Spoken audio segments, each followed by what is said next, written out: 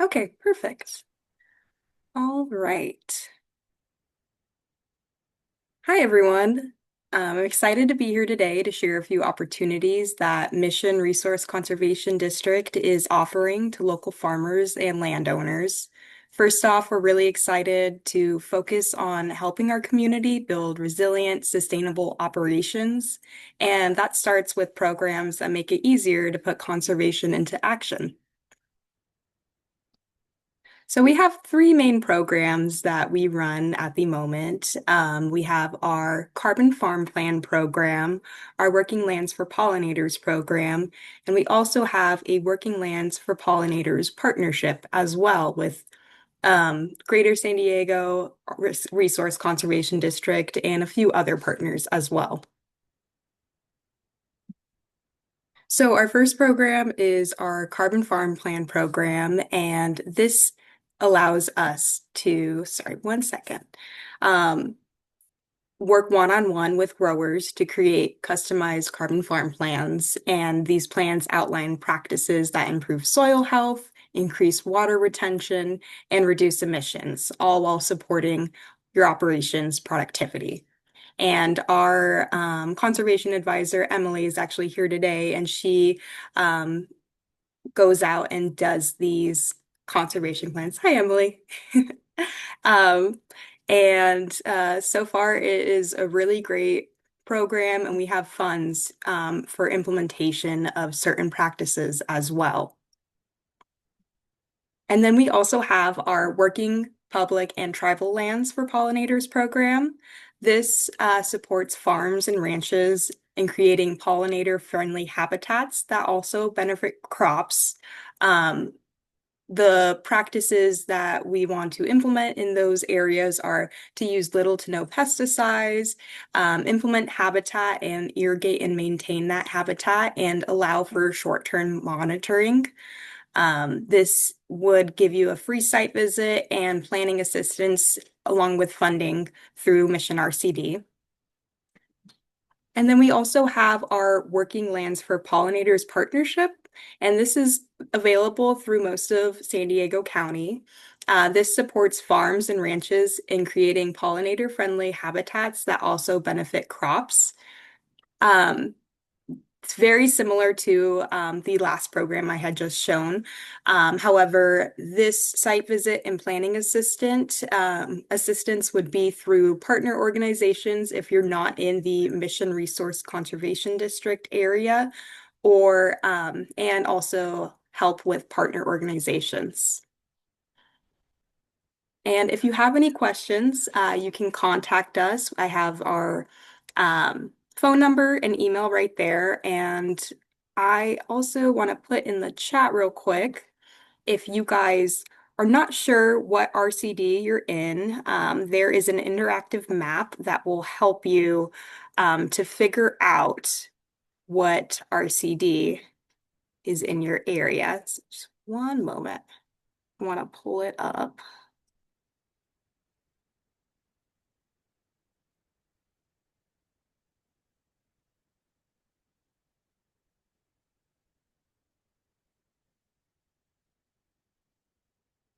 So you can use this link to see if you are in our district or Greater San Diego district or any neighboring areas and to see which program would fit best for you. And then also,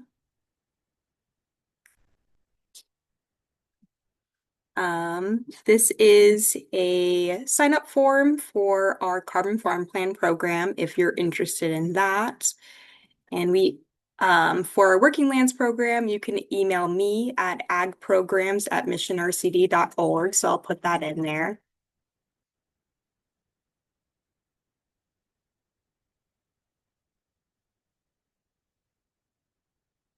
Okay. And then last but not least, I want to give you guys that resource for the Working Lands for Pollinators as well. So just give me one moment. Oh, sorry.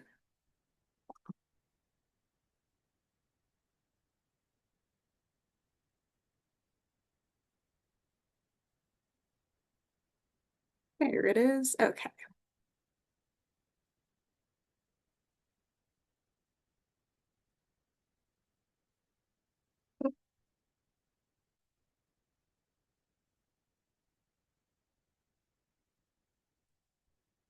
Okay, I will send it in just a second. But yeah, those are the programs that we have going on. And then let me just hand it over to Clarissa for her presentation. And this is through Monarch Joint Venture.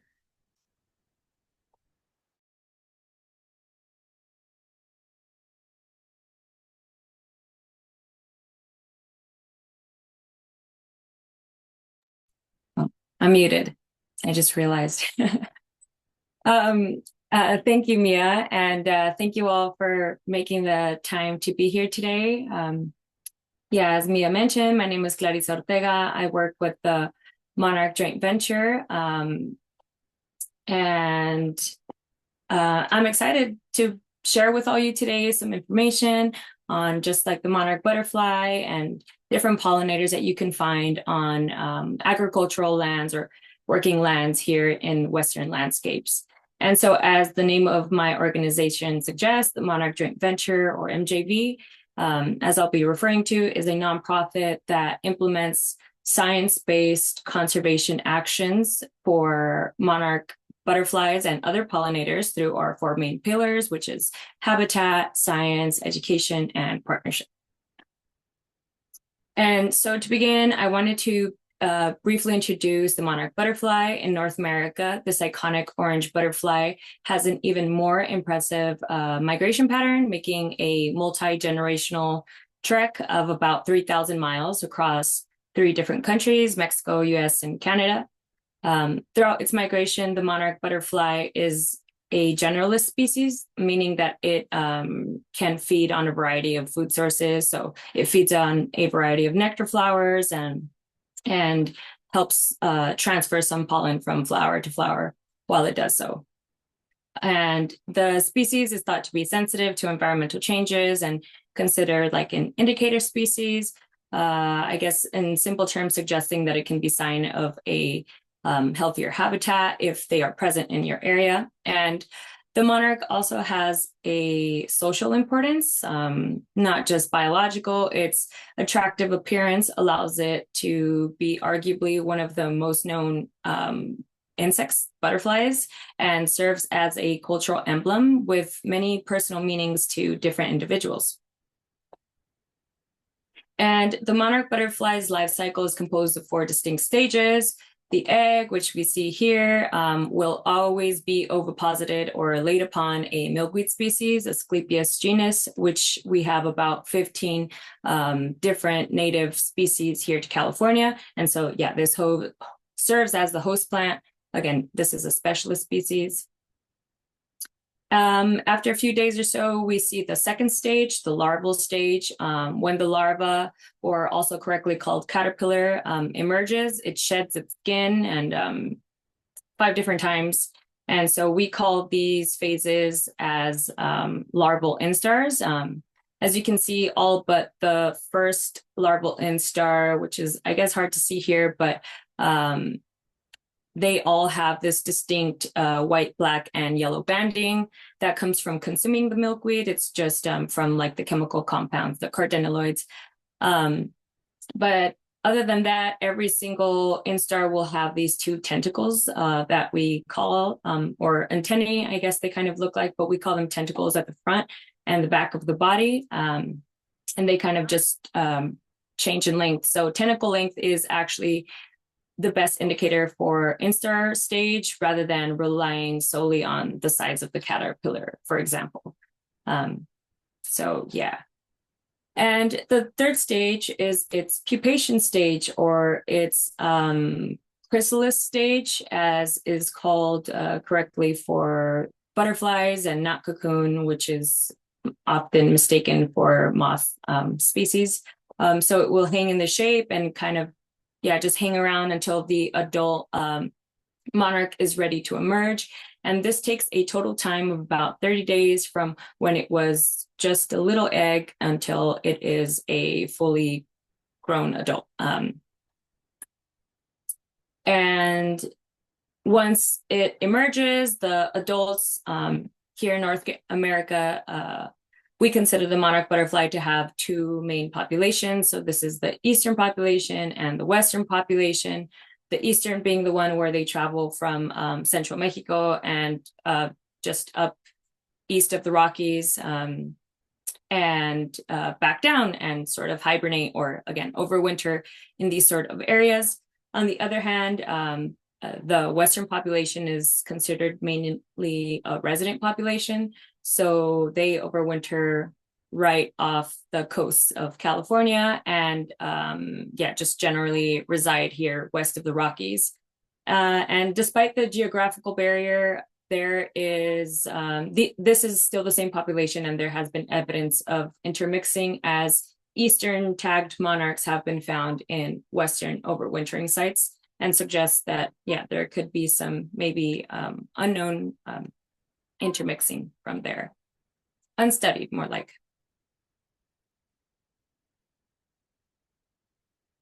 And in this image, what looks like an unhealthy, maybe even blight-ridden forest is actually an oyamel fir tree canopy full of monarch butterflies. And this is in the Mexico overwintering sites. So as we can see, eastern population counts are quite numerous. They are actually done in hectares, or if you can imagine, like football field sites areas that the butterflies will kind of just cover the surface area. So it's estimated to get their counts.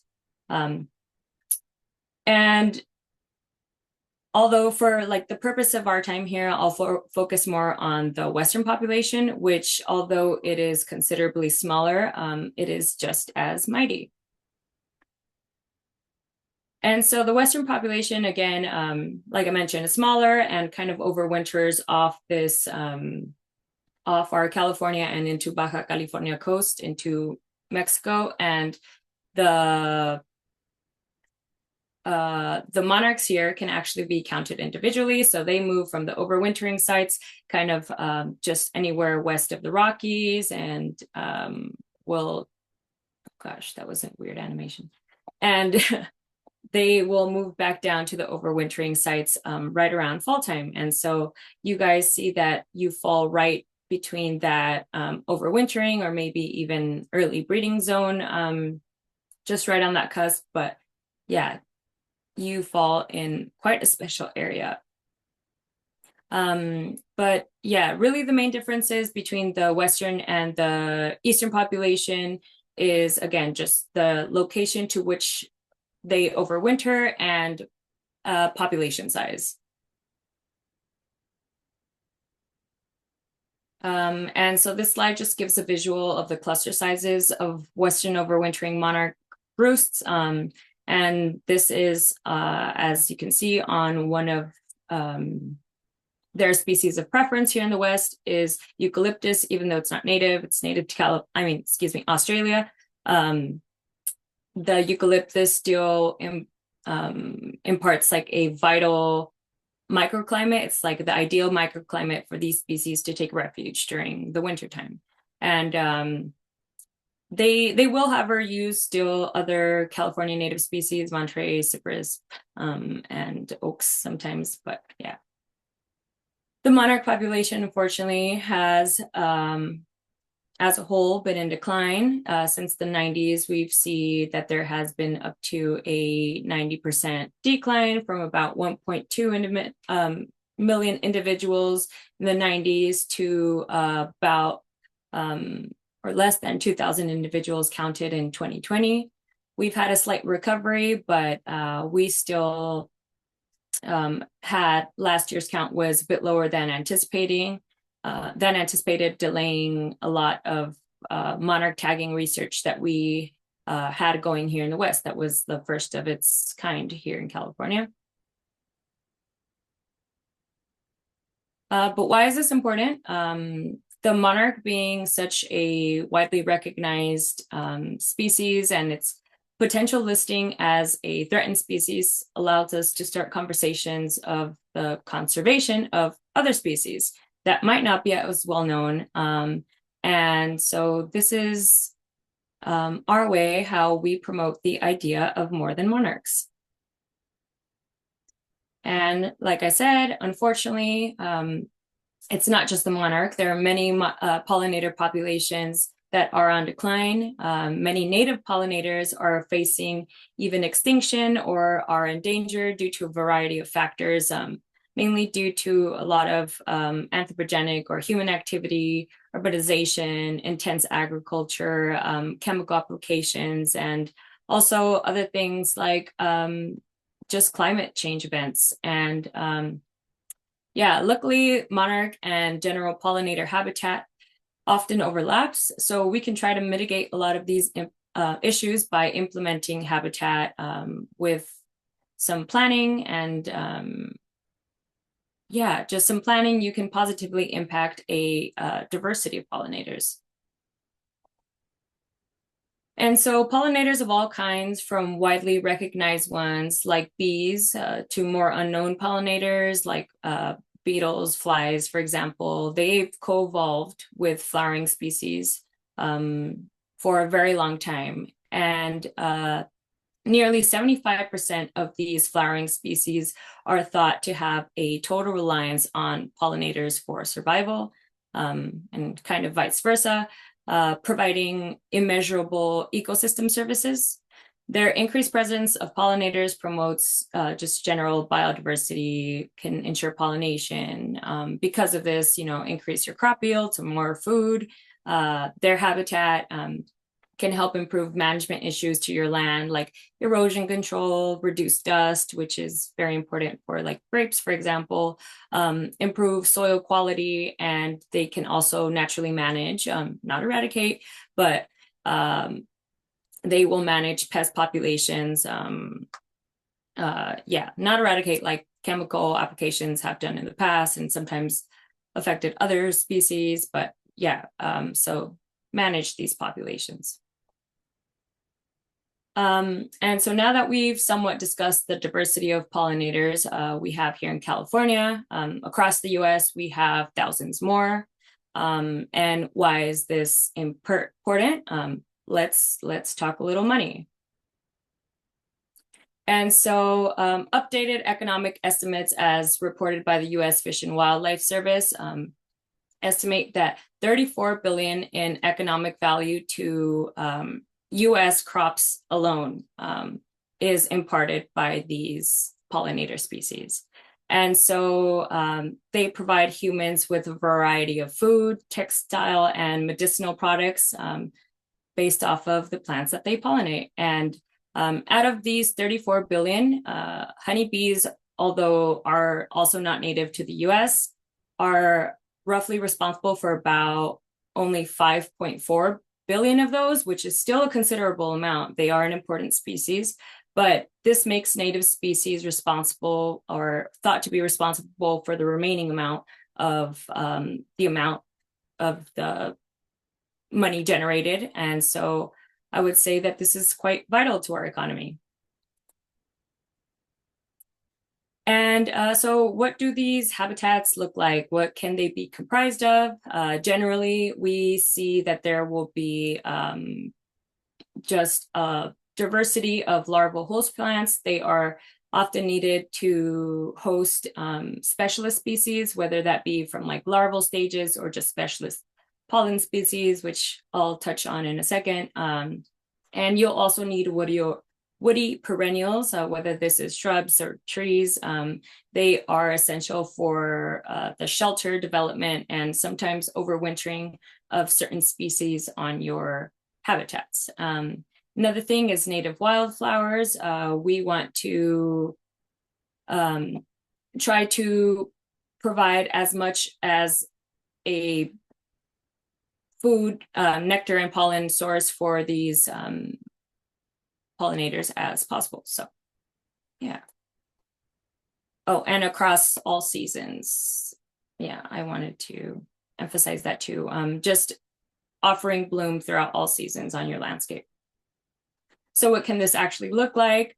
For example, this is just like a mock that I made, but if you have your main operations there, we often recommend using lots of unused land. So in this case, I will be referring to this like as an unused, just edge, strip, whatever you want to call it. And so let's take into consideration our prevailing wind direction coming from the bottom left of our screen here. And so what else can we do?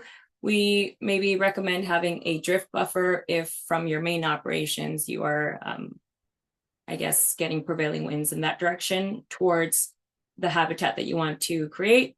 What you can do is sort of install a windbreak. This is, again, with those woodier or tree species. Windbreak will help set up the perfect microclimates for your insect species to thrive in these areas. And so then you can maybe add smaller shrubs for an additional windbreak. And then with that, bunch grasses, California native grasses are very specialized and can withstand California temperatures and won't really dry out. I just think that's an important part, especially for like fire safety. And then finally, some nectar resources. And yeah, this is just kind of an example of how we can just give an idea of what to set up. But so with these habitats, what sort of insects, not just pollinators, can you attract? For example, this study by Morandin et al. Shows that California native shrubs that were sampled throughout a 2-year period during their respective bloom times. From this table, we can see that the diversity of beneficial insect groups that they found was larger than that of the pest insect groups. Here on the right, I kind of just went ahead and showed some of these insect groups that especially prey on like leafhopper populations. And yeah, so just that larger diversity of the beneficial than pest insects. And so figure 1 from the same study shows that there was twice the abundance collected of beneficial insects versus pest insects, again, across these California native shrub species on hedgerows in Northern California. And so, yeah, we just see the abundance is double from our y-axis. And yeah, it's important to note that they are more present than your pest species. In a few slides here, I also wanted to highlight a few California native plant species that are all full sun, drought tolerant. And once established, they hardly need any plants, but they also host an array of specialist species. However, not all species of the plants will host the same number of specialists, but this doesn't negate their importance. And as their nectar and pollen of the plants is still a great resource for other generalist pollinator species that aren't necessarily listed here, just because, yeah, that's kind of hard to source all those images, but I want more so to emphasize the importance of, again, native plant diversity, especially in flower size, flower shape, the corolla types, as it often dictates which type of pollinators can adequately feed from a flower. But just not just flower shape, also abundance of bloom and a range in plant heights. One of the main predators of the leafhopper species, according to the UCIPM, of course, is the Anagris species, which is a species of fairy wasp, which is this tiny little guy.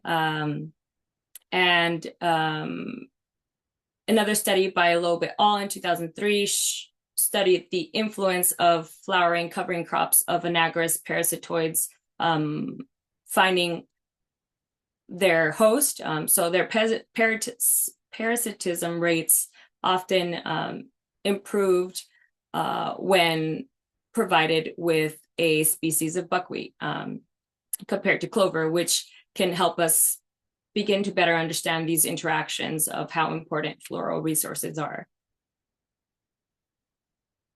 And I wanted to do a quick ID check here. Poll, we couldn't quite get it done in Zoom, so you won't necessarily be able to interact with this, I think. But if anyone in the chat just knows this and you want to answer like 1 through 3, if you just want to throw that in the chat, that would be awesome. We could not take too much time. I hope that this is something you guys might know already.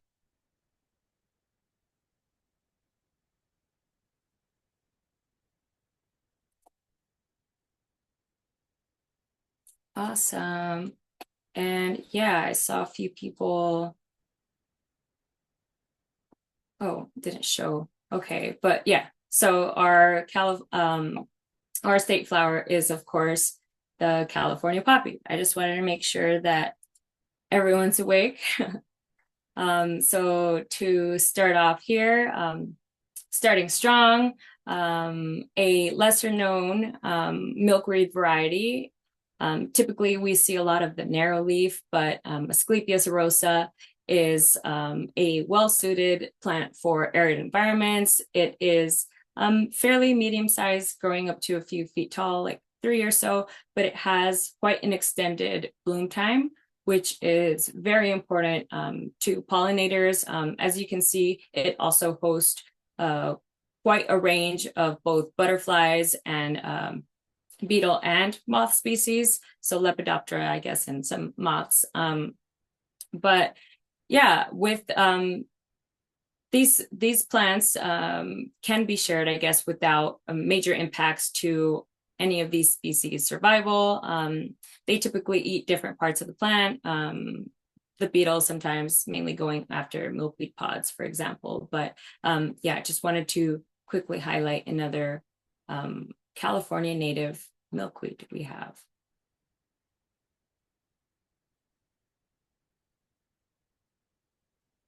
Milkvetch or astragalus is a member of the pea family, and so this is just another native option for those nitrogen fixers that we often place in cover crops that, again, aren't necessarily native, but this is a hardy, again, they are all drought tolerant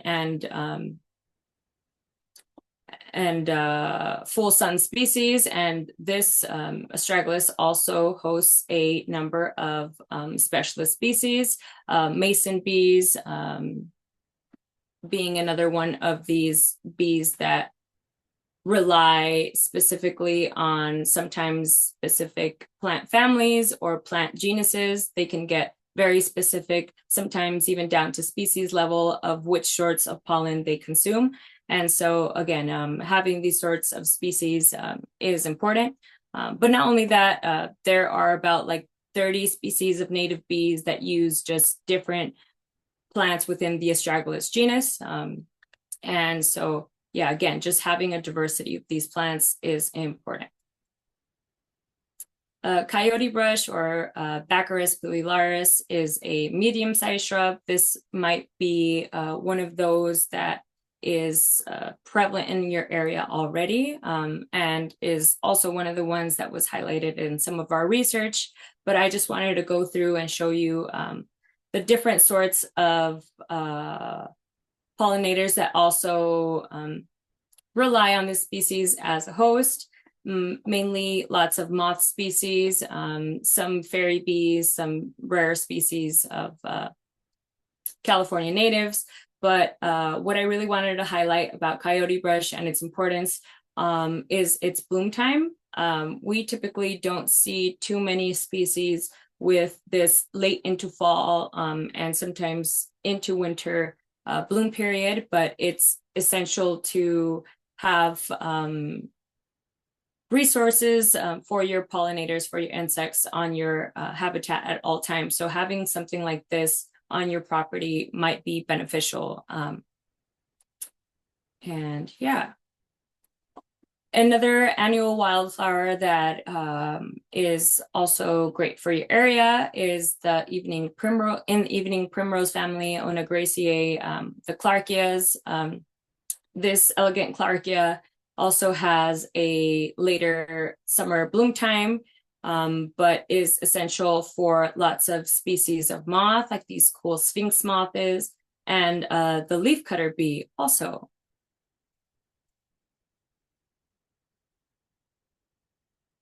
And California buckwheat. California buckwheat is an awesome plant, also maybe very prevalent in your area already. And so just seeing the slew of other species that this can support as well, I think is just as important. Of course, we have these specialist species. Some of these, like the hair streak, which have total reliance throughout their life cycle on this, from egg to larva to pupation. They will actually their people will sit beneath the shrub density of these species kind of for protection. And then, of course, when that emerges, the adult will also use the species for nectaring. And so yeah, lots of these species can be very important, not only for, the feeding source, but just, again, entire life cycles. And so leaving these and the management of these species can be very important and will dictate what sort of specimen you find on it. Golden yarrow or Areophyllum is also within the Asteraceae or the sunflower family. This species is a low-growing shrub, about 2 feet, but its extended bloom time is ideal for pollinators. And again, the small inflorescence or like the composite flowers, that is also what we're looking for, like the abundance of bloom on your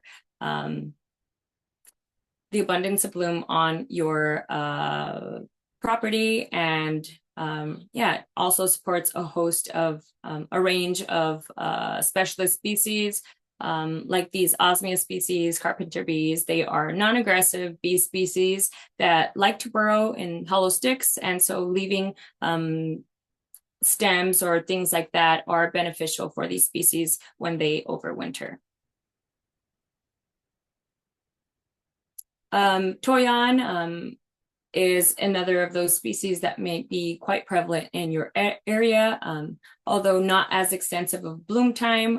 According to Jha et al. 2013, this is one of the preferred species of the yellow-faced bumblebee, the Bombus species, and yeah, just showed a significant preference for it when it blooms.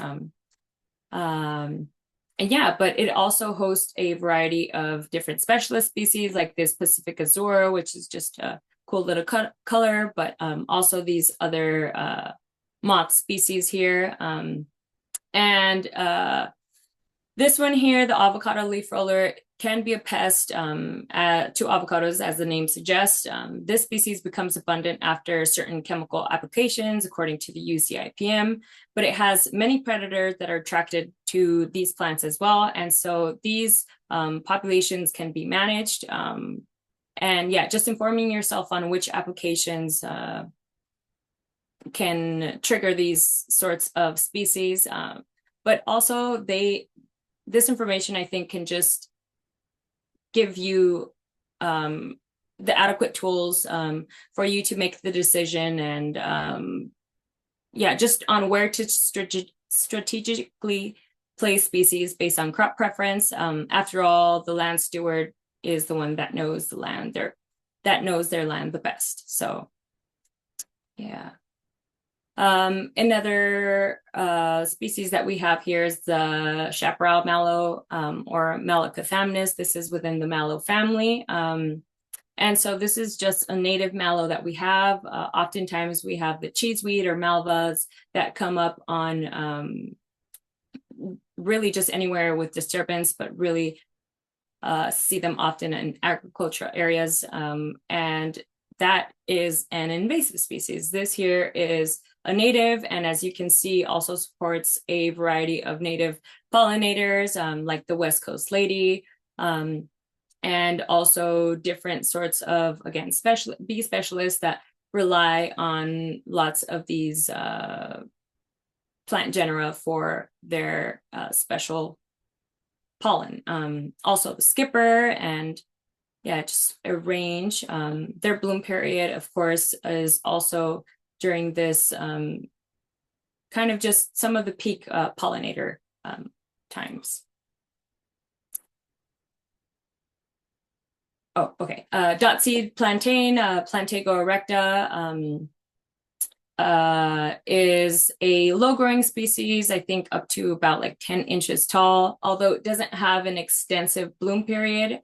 Again, the seeds, I mean, flower size can be important, and it also serves as a very important host, despite its small stature, to a number of checker spot and both buckeye butterflies.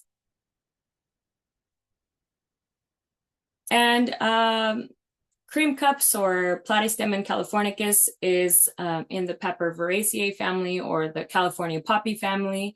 It has that early bloom time, which is quite ideal. But I kind of just wanted to highlight, as I showed, I think with my quiz, a lot of us already know the California poppy, and it gets a lot of popularity in that way, which is great. It's a beautiful flower and it has lots of benefits as well. But I just kind of wanted to introduce a little more diversity in California plants.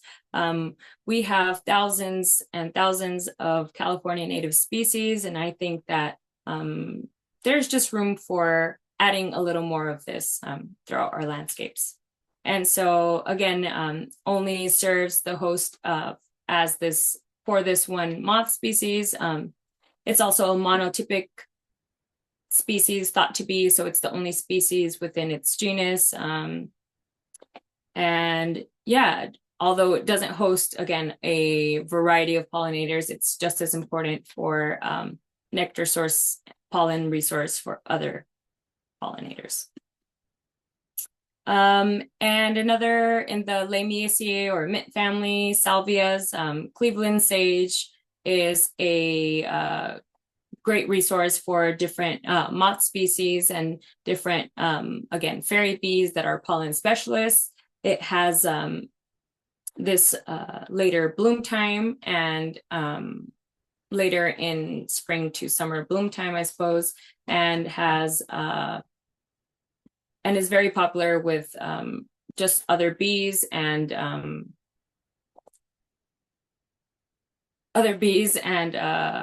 hummingbirds as well. And for habitat implementation, what can we do? Oftentimes people install hedgerows or convert cropland even, but we especially recommend using unused spaces and maximizing bloom throughout your property. So having a variety of site prep types, such as solarization, mulching.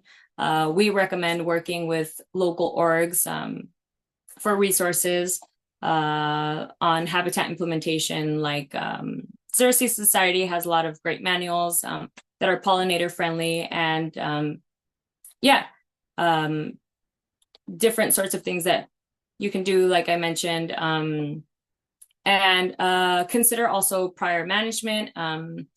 Ideally allowing weedier species in the seed bank to kind of grow out and be managed and not go to seed will allow better competition of your native California species, limiting use of chemical applications on the planting site, and seed mix. I kind of went through and gave you an idea of just like the diversity that we can see here throughout California.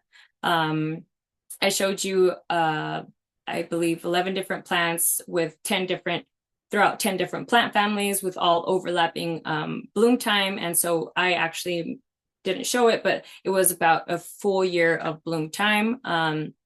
And also we recommend using a seed calculator. A seed calculator will help you see seed mixing rates, especially for smaller seeded species, which I'll get to in a second here. So this seed calculator, which was made by one of my coworkers here at MJV, I don't want to get too much into the details, but I especially want you to take note of this column. And so that is just our planned pounds per acre per foot square. And so per foot square, this is how many seed species you will be seeing on your property. And so often we work with a standard mix. Nurseries will just give us like a 10-pound mix for our sites and give us, I don't know, like a standard rate for each species. For example, I just put about 0.5 pounds for each of these species.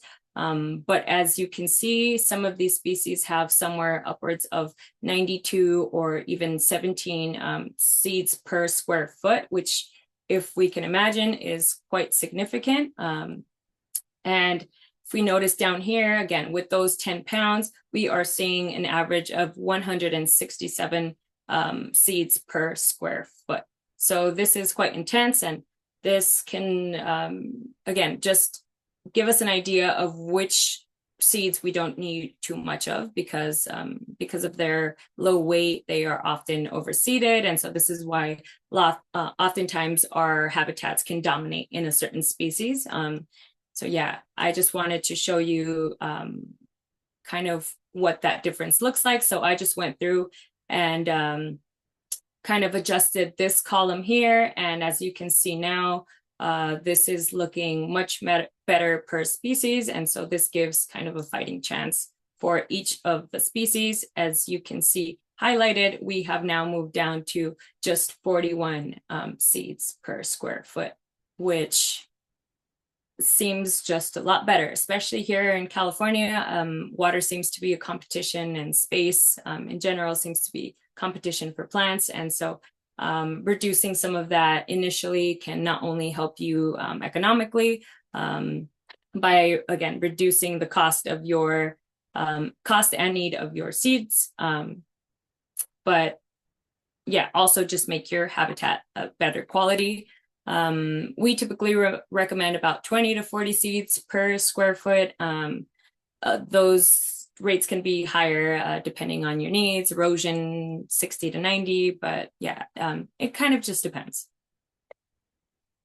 Best management practices, long-term desired goals should dictate type and timing of management. So just think about whether your desired outcome is achievable by managing within the timeline your target insect species.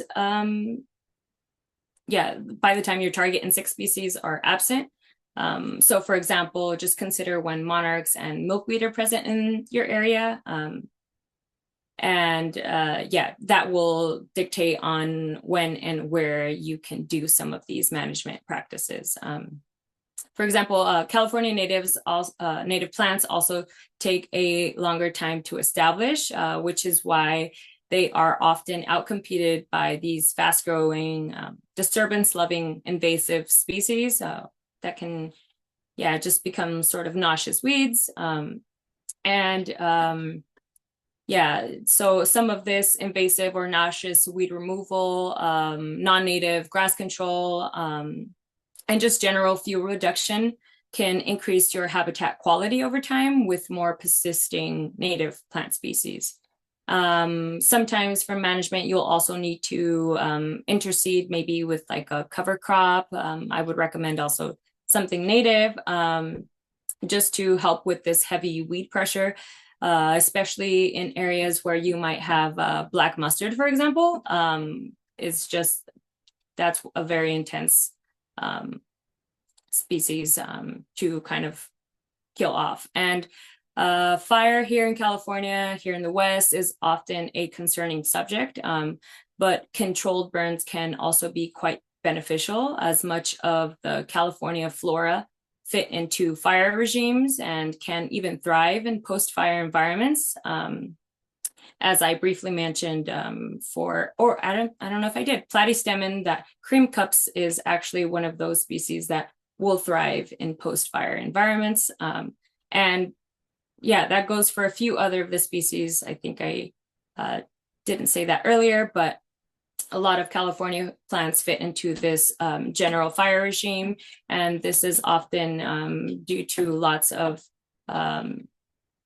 due to like indigenous influence on our environment throughout time. And so this is often, yeah, a really great practice that was taken from certain people at times. But yeah, we can reintegrate this, I think, into our practices now.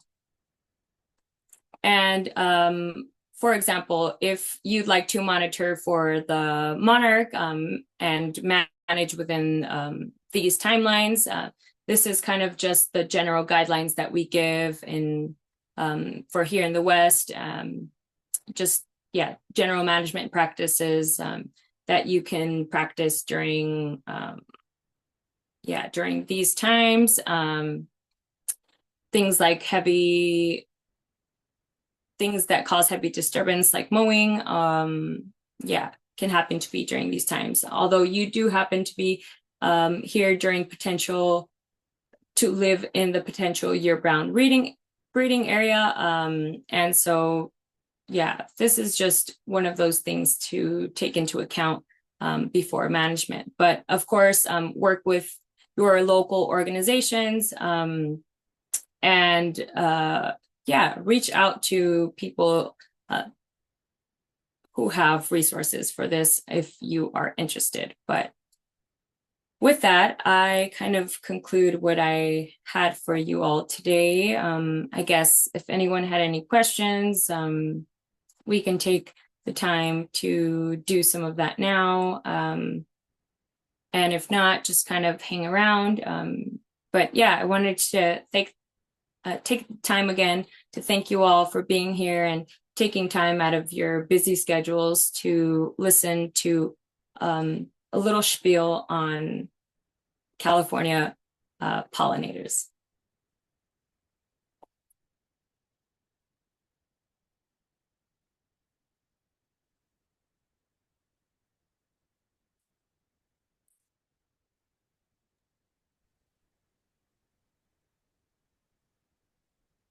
Thank you, Clarissa. Yeah, we'll stay on for a few moments if there's any questions that you have, or if you guys are interested at all in implementing this habitat into your agricultural space. Again, you can email me. I put my email in the chat, agprograms@missionrcd.org. And you can also click on that Google Doc form if you're interested in our carbon farm plan. And I can also answer any questions about our programs if you have any of those.